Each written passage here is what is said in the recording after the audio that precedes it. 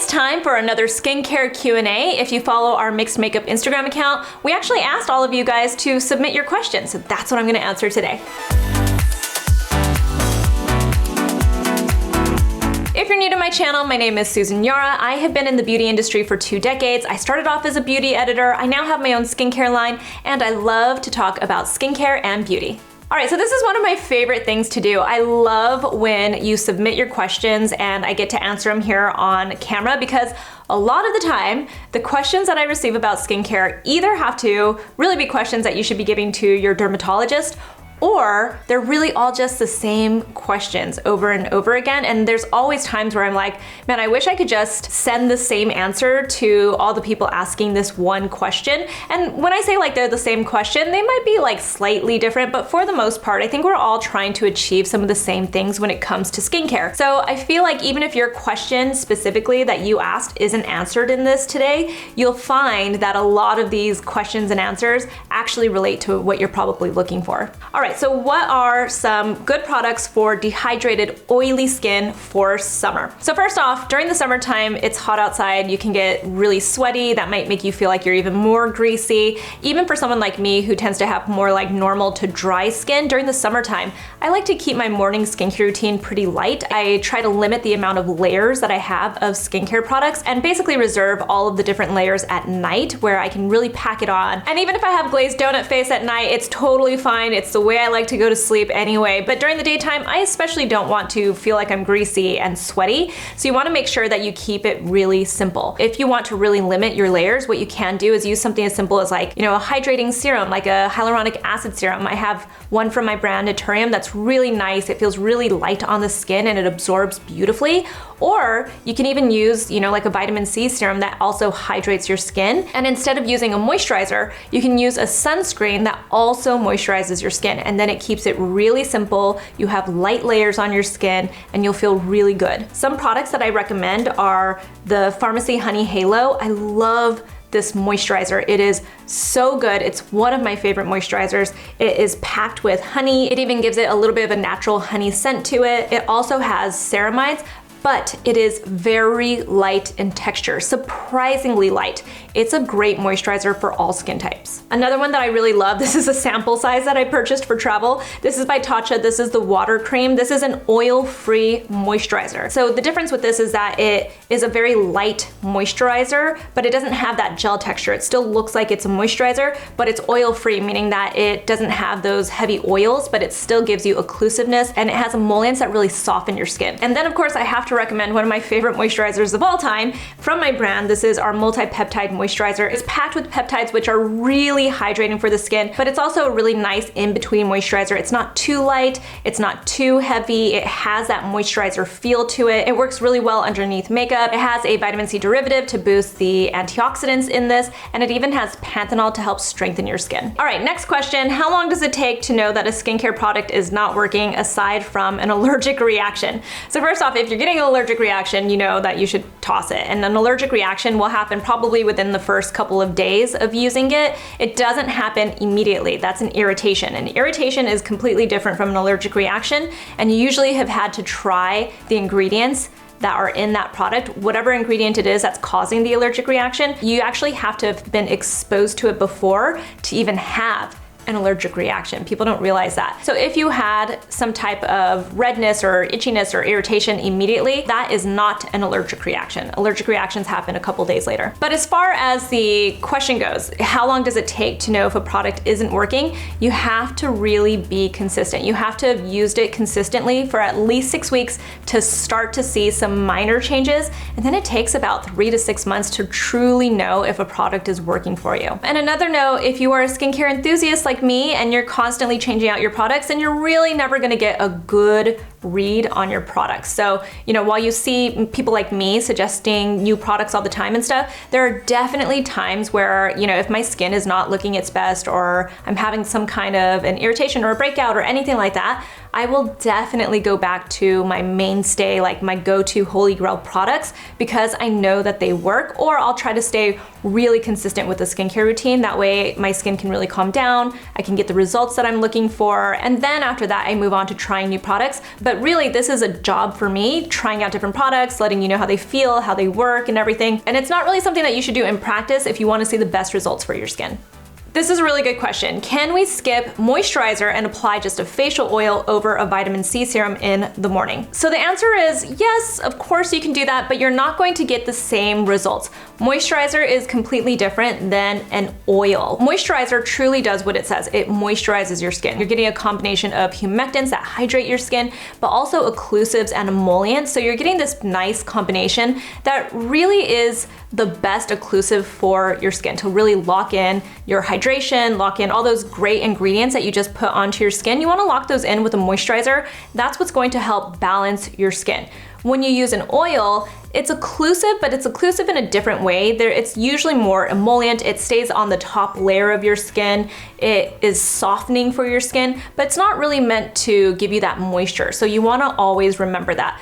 An oil, in my opinion, is more of like an addition to a good skincare routine. What is the best vitamin C for acne-prone skin with hyperpigmentation? All right, so this is really personal. It's hard to say specifically which is the best vitamin C just in general, but specifically what is the best vitamin C for any one person. There are vitamin Cs that are better for specific skin types or skin issues, or that are, I guess, made to cater to these types of issues. So a couple are the SkinCeuticals Silymarin vitamin C. It is a beautiful vitamin C. It's formulated very similar to the original CE ferulic, but they add in a very low percentage of salicylic acid that you can use on a daily basis. It really helps to clear up your skin. You're getting a combination of, like the skin clearing, and then also, it's helping to brighten your skin with the vitamin C and the antioxidant power of it. And you're also getting a little bit of exfoliation, which can help the brightening of your skin. It's great. People love the Is Clinical Pro Heal. It's not called a vitamin C, but it's pretty much a vitamin C. It's great because it has the vitamin C in it, the L-ascorbic acid specifically, but it also has retinol in it, and combined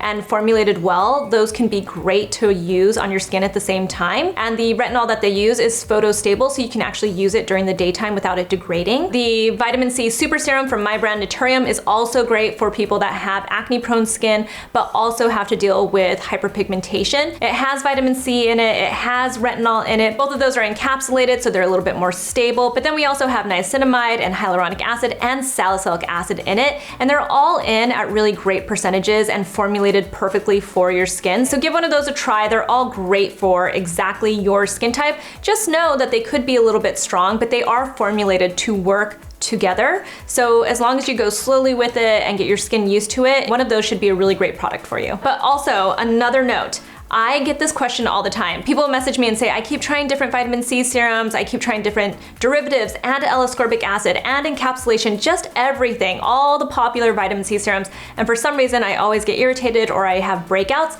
And what I say is, this is why skincare is so personal. Sometimes there are skincare ingredients, even the most hyped up ones, that aren't meant for you. And that's just the way it is. Sometimes an ingredient isn't meant for you, and that's okay. There are lots of other alternatives to it. Niacinamide is a really great antioxidant that helps to brighten your skin, and it also helps to fight free radical damage. I love azelaic acid. It also helps to brighten your skin. It gently exfoliates your skin very lightly. So there are a lot of different options if you can't use vitamin C. It's totally okay.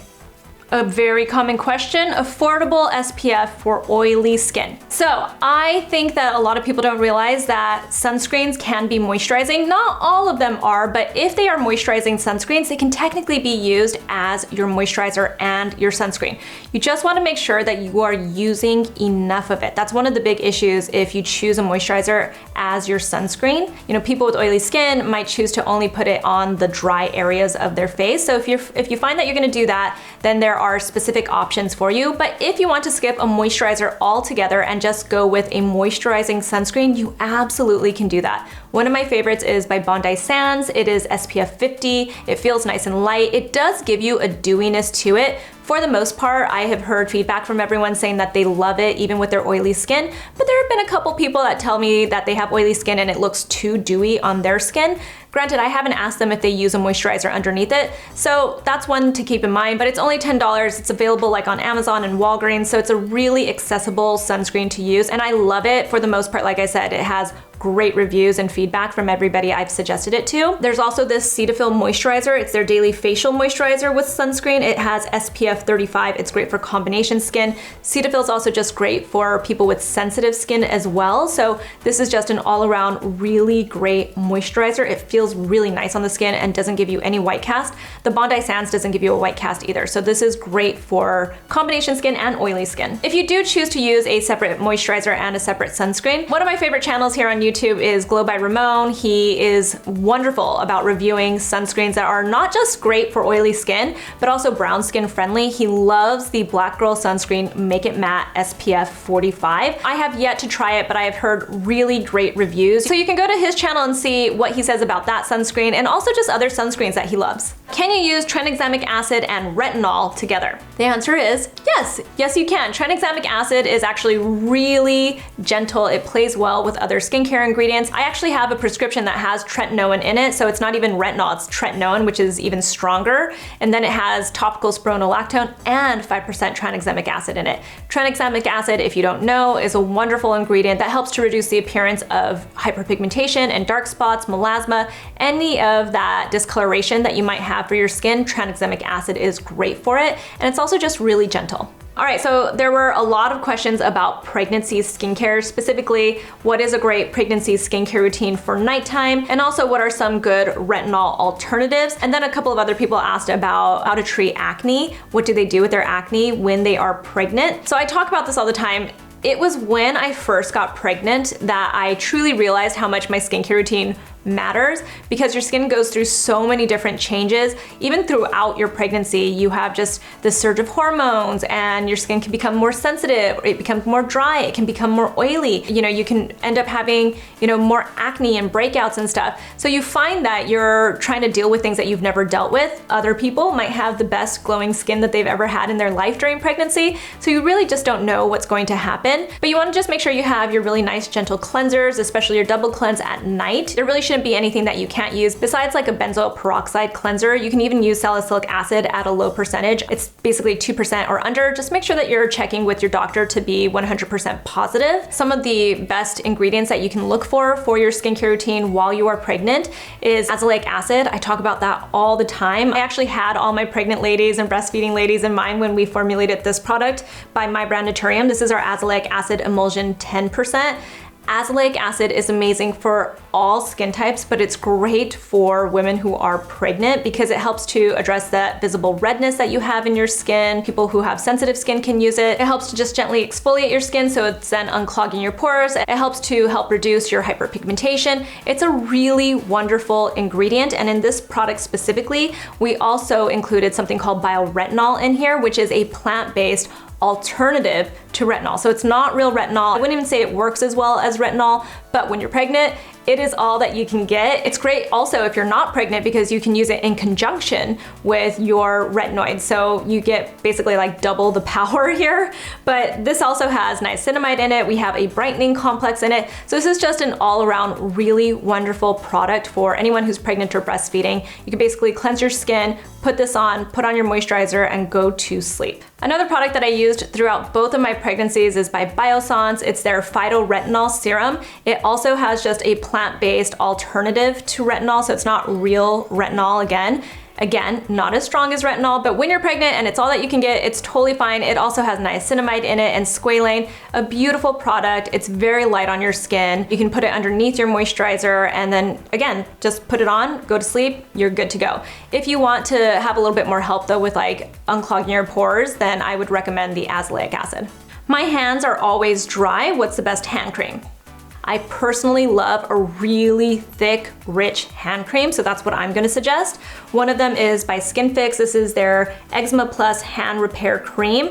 It has colloidal oatmeal in it, so that's really great for soothing your skin, especially if you have redness. So if you're getting that cracking on your skin, it's great for that. It also has sweet almond oil, which is just nice and replenishes your lipids. It's made with shea butter and allantoin. This is a really nice hand cream and it's super, super rich. If you feel like your hands are just really, really dry, but not cracky, and you want to make sure that you're maintaining that hydration in your skin, kind of like people that want to maintain that hydration on their faces, I highly recommend this one from Roche-Posay. This is their Cicaplast Barrier Repairing Cream. This one is like putting on a glove on your hands. It has a much different texture and it dries down super matte. So like after you put it on, it almost feels like you've got this silky glove over your hands. I wouldn't say that this is as hydrating as the Skinfix one. It's more of an occlusive for your hands. That's why I keep saying it's like a glove. So I would put this on immediately after you wash your hands. That way you lock in that hydration. It feels super soft, and the thing I love the most about it is that when you put it on, it dries down really quickly and leaves your fingers almost like velvety feeling, and then you can, you know, like play with your iPhone and stuff, and it doesn't leave a greasy mess all over the place. What is your favorite product from your skincare line? Whew, that's a tough one. That's basically like asking me to choose a favorite child. If I had to choose one product, can I choose two products? I'll choose two products. I'd probably say that our Retinol Complex Cream is my all-time favorite. Or maybe it's our Azelaic Acid Emulsion 10%. Oh, it's a tough one. This is probably a product that I use, like this is kind of like my savior product. Like this is one that is a staple. It's one of my holy grails. I love that it has encapsulated retinol in here. We also have bioretinol in here, and we have bakuchiol in here, which again are plant-based retinol alternatives. I don't think that they work amazingly on their own, but I think in conjunction with a retinol, they work beautifully. They basically just boost each other's benefits and work synergistically. It also just feels nice. It has beautiful lipids in here that help to replenish your skin. So if you don't have super dry skin, you can actually just keep your skincare routine at night super simple with this one product. You can basically wash your face and then put this on and you are good to go for the night. But when it comes to our Azelaic Acid Emulsion 10%, this really feels like a baby to me because I really like everything that has gone into this product. I took from a lot of personal experience, which doesn't happen with all of the products because not every product is supposed to be made for me and not every product is supposed to be made for each person, right? Like we make sure that we're making products that are for everybody out there. There are products that are addressing specific issues. So not every product is meant to be, just in any skincare line, not every product is meant to be for every single person. So when it comes to this product, this one did actually feel very personal to me because it's the product that I wish I would have had while I was pregnant, both of my pregnancies. I felt like a product like this did not exist, and now it does because I created it. So this feels very personal to me. I use it daily because it has so many wonderful ingredients in it. You can use it morning and night. It goes well with any of your other skincare products. So it's just an all-around wonderful product. I think azelaic acid is an amazing, underappreciated ingredient in skincare. So if you haven't tried it, give it a try. Next question, how do you choose an esthetician in your area? Are there any red flags to look for? This is a really tough one because it's basically like asking a person, how do you find the right doctor for one of your issues, right? Like how do you find the right dermatologist? How do you find the right gynecologist? How do you find the right, general practitioner? What you really need to do is read reviews. You have to know what it is that you want to accomplish when you go see your esthetician. A lot of people have different preferences. For instance, I like an esthetician who really goes in and clears my pores, does a lot of extractions and stuff. I want that in my facial. If not, I feel like it wasn't a good facial. Whereas, I know people who have sensitive skin who don't want extractions because it makes their skin look red, or they're just so prone to hyperpigmentation that lasts for so long after they've had extractions that they just don't like it, and they just want something to be more like a replenishing or relaxing kind of facial. So you have to know what it is that you want to accomplish with your esthetician first off. Then I recommend reading reviews, finding people on Instagram. If you know somebody that goes to an esthetician regularly, you might wanna ask why they like that esthetician. And then when you actually speak to an esthetician, you should probably ask some questions. How long have they been doing this? What is their skincare philosophy? You should see if their philosophy aligns with your own skincare philosophy as well. And also, you wanna make sure that this feels like a personalized facial. So a lot of the time you might have to try out different estheticians before you really figure out who it is that you want to see regularly. Okay, also another common question. What do I do for puffy eyes? Hashtag tired mom. So what I highly recommend is that you leave your kids with your husband for the weekend and you should be good to go. Get some rest. No, I'm kidding. I know that that's not realistic. It's something that I dream about doing all the time. But really, when it comes to puffy eyes, it just means that you might want to reduce salt intake the night before because that causes some of the bloating. I tell people that I personally don't use eye cream at night too often, and that's because I find that I wake up a little bit more puffy in that area. If you think about what eye creams are meant to do, they are meant to hydrate and moisturize in that area so that it almost like fills in the fine lines and wrinkles and all that kind of stuff. So I find that I actually wake up puffy because of the way like my eye shape is. This isn't everybody, and that might be what you're trying to achieve. So you really have to pay attention to how that works for you. You might be overloading on eye cream at night and it's actually causing you to look more puffy. You can even take it down to more like a gel underneath your moisturizer. That might be a little bit better too. And then I also really love these eye gels. These are from Pixi, for instance. I talk about them all the time. They're the FortifEYE, with the I like capitalized. Really, it's just any of these types of eye gels and eye patches. What I find is that they just cool your eye area. So I put them on before I'm gonna put on my makeup and stuff. And I find that my eyes look a little bit less puffy, especially on shoot days. I always put these on. This is something, you know, like Nikki, my makeup artist, and I, we swear by these types of products. I have so many different ones, but this one I find from Pixi is really a great deal. You can also do some lymphatic drainage, any kind of a massaging tool like a jade roller or even like little bulbs or something that are made for massaging your face. Just make sure that you're gentle and you're not tugging on your skin. So make sure you have like a serum or something underneath. Or at the very least, you can just get a spoon, put it in the refrigerator and then let it cool down a little bit and just gently press it to your eye area if you're puffy. That will really just help to calm it down. And then also during the daytime, that's actually when I personally bring out an eye cream that has like caffeine in it that will really just help to calm down that puffiness.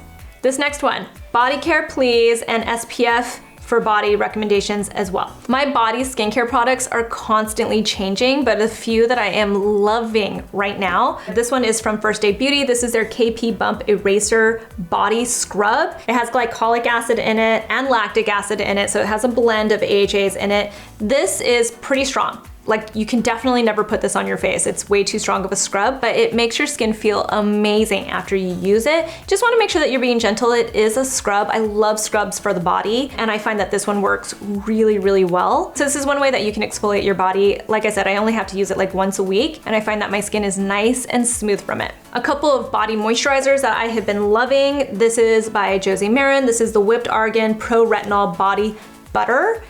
It's a body butter, so you would think that it's really, really thick, but it's not. It's like the perfect, for me anyway, it's the perfect moisturizer. I love it so much. You can see like I'm almost completely done with it. I love that it has the Pro Retinol in it. That is a plant-based alternative to retinol, so it's not a real retinol. I find that there aren't a lot of body products like moisturizers that help to address skin aging on your body. I feel like we should be treating our body skin kind of like our faces. So this has been a really wonderful product. Another one that I've been really loving, but I find is a little bit richer, is the Butter Drop from Fenty Skin. This might be my favorite product actually from Fenty Skin. I have just started using it.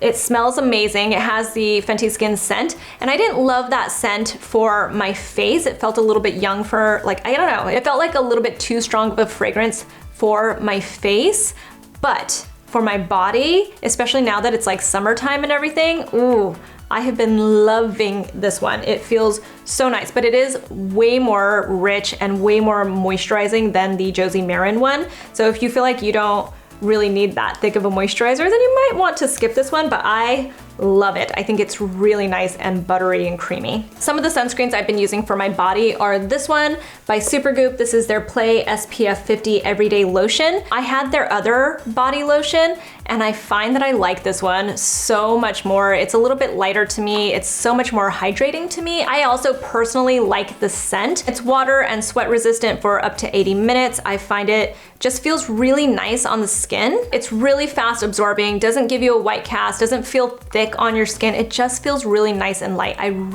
highly recommend this. All right, so this one I got a lot of questions about too, and that is specifically about blackheads, like how to get rid of blackheads like on your nose area and just in general. One thing that I think is really important to point out, because this question has come up a lot lately, how do I get rid of clogged pores and how do I get rid of blackheads and stuff? So first off, I just want to get out there. It is very, very normal to have clogged pores, whether that is blackheads or whiteheads. I have clogged pores, I have blackheads. It doesn't even matter if I go to see an esthetician who will, like cleanse my skin and get as many extractions, get all of that out as much as possible.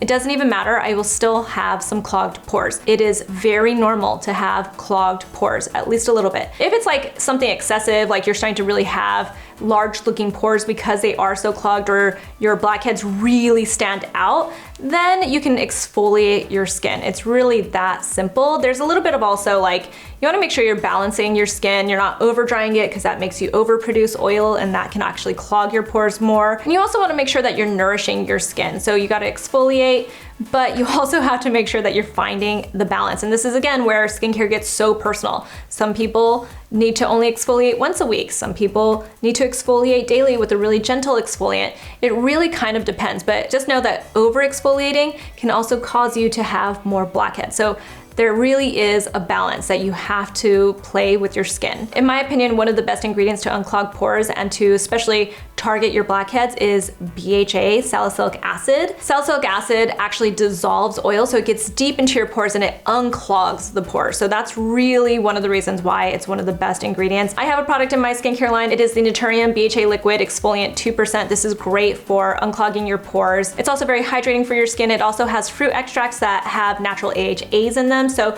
it's also just overall brightening for your skin. And I find it to be pretty gentle as well. There are lots of products on the market that contain salicylic acid. So just make sure you're finding the right product for your skin type that really just gently exfoliates your skin. And then the last question, do you use sunscreen before or after moisturizer? And all I have to say is, you have not been paying attention or you have not been watching my channel. You always apply your sunscreen after moisturizer. I know that there are people like celebrities that do their skincare routines on camera and stuff, or even influencers and just normal people that still believe you should put your sunscreen on before your moisturizer to activate it. But that is so old school. It's not true. It's been debunked. You do not do that. You put your sunscreen on as the last product, and the way to think of it is that you are creating a layer to protect your skin, to shield it from the sun. So you don't want to break that layer. You want to put it on as the last step in your skincare routine. I hope this Q&A was really helpful for you. You can continue asking me questions in the comments below. You can even find me on Instagram. I'm at Susan Yara. I have a private Facebook group. I haven't plugged that for a very long time. You can go in there. You can find all these other skincare enthusiasts. They are very helpful with these types of questions. I'll sometimes answer questions as well. So definitely find that. I'll leave a link in the description box, and I'll talk to you soon. Bye.